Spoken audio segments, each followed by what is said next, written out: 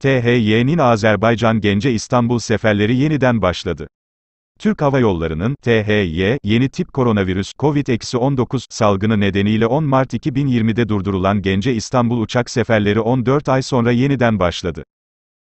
THY'nin yeniden seferlere başlaması nedeniyle Gence Havalimanı'nda düzenlenen törene Türkiye'nin Gence Başkonsolosu Zeki Öztürk, Gence Vali Yardımcısı Samet Tomuyev, THY Gence temsilcisi Cabir Peçe, havalimanı yetkilileri ve uçuş ekibi katıldı. Başkonsolos Öztürk, basın mensuplarına yaptığı açıklamada, THY'nin Nahçıvan bağlantılı İstanbul-Gence İstanbul uçak seferlerinin yeniden başlamasıyla Azerbaycan'ın ikinci büyük kenti Gence'den Türkiye'ye doğrudan ulaşım bağlantısının kurulmasından memnuniyet duyduğunu söyledi.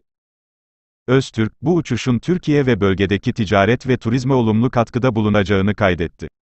Türkiye ile Azerbaycan arasında kimlikle seyahat uygulamasına geçilmesi nedeniyle salgın sonrasında bu uçuşlarda yoğunluk yaşanabileceğini belirten Öztürk, gelecekte haftalık uçuş sayısının artırılmasının gündeme gelebileceğini ifade etti.